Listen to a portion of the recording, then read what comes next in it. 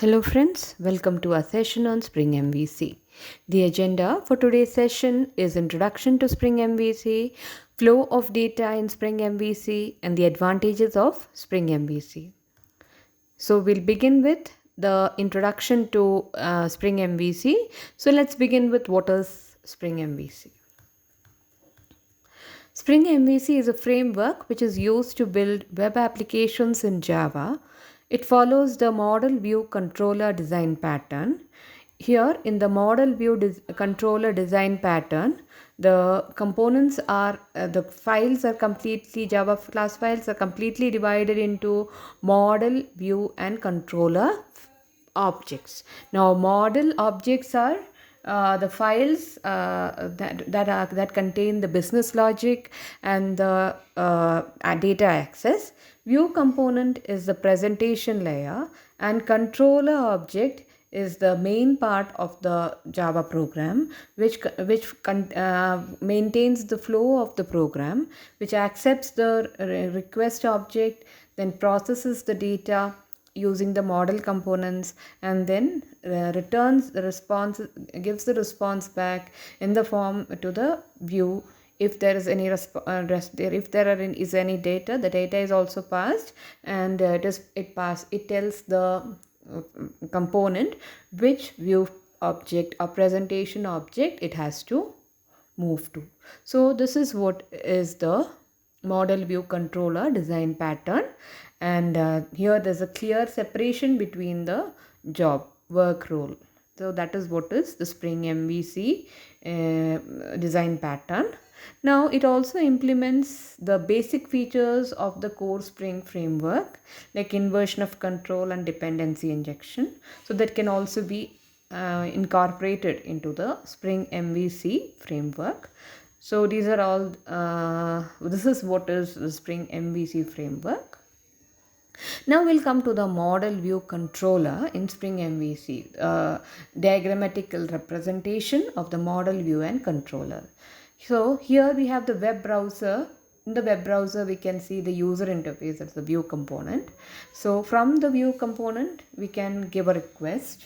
Depending on the request, the data, it goes to the front controller, which handles the request, and depending on the request, you come to know which controller you have to move to.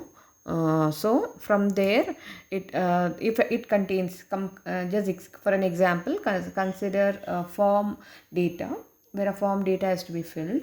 If the web browser contains a form and you're entering the data and then clicking on the submit button, the data is then taken to the front controller, from where the front controller uses the action, and form action is being considered, and which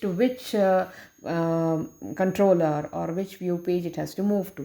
So since it contains the data is then transferred using the model object of the Spring class, and then so the data is transferred using the model object, and then it goes to the controller, where the request, using the request object, we retrieve all the data, and the processing is done over here, and then we get a response. In the response, we can take the model. If any data is to be transferred, then that is taken by the model object, and to the view, the data is being transferred. So to the view object, the data is being transferred, and where we can see the view component, and then through the view data is then transferred to the web browser, where the user can get the response.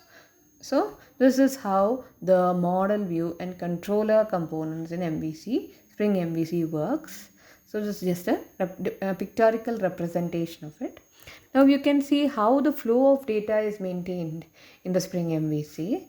Here also we can consider the earlier example of a form data. So first of all, let it be a request. So first we let it be a request. That is, you have a form which has been filled, and you click onto the submit button.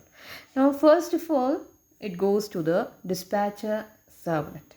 So here earlier we used it. It's actually the dispatcher servlet who maintains the flow. The flow is maintained because if a movement has to happen, it is through the dispatcher servlet. So dispatcher servlet then secondly moves to the handler mapping, which tells the Spring MVC or Spring application to which database it has or to which place it has to move to. Third, it goes to the controller. The controller handles the data, takes the request object, it handles the data, processes the data, and then if there is any data, it as model and view, it sends it to the dispatcher servlet. Now from the dispatcher servlet, again the view resolver, it gives the data to the view resolver, which tells the dispatcher servlet to which view object it has to move to, and next it moves to that particular view object where the data is also transferred, and that is what is displayed on the page. So this is the flow of data in Spring MVC, and I think you would have understood something about it. I will be able to understand it better when I give you an example of Spring MVC. So I'll make it even more clear when I give the example, when I'll give you a practical program of Spring MVC.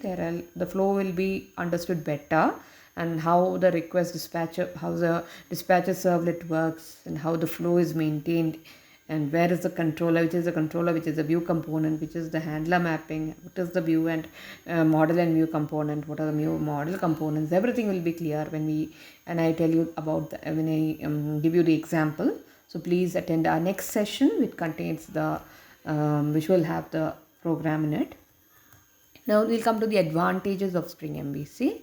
Here we have separate roles. The roles can be separated easily using the Spring MVC, since the model component, the view component, and the controller components are all separate. So each and every component has a different role to play. So there's a clear separation between the presentation layer and the business layer, and so the presentation layer doesn't become heavy. So there is a clear separation of roles. Then it's lightweight component.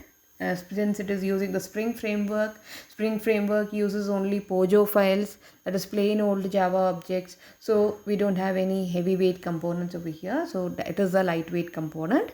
So Spring applications MVC is lightweight. Then it has got powerful configuration, since I either will be using the XML configuration or will be using annotation. In any way, the configuration is powerful. Then rapid development, we can easily and very fastly develop the applications.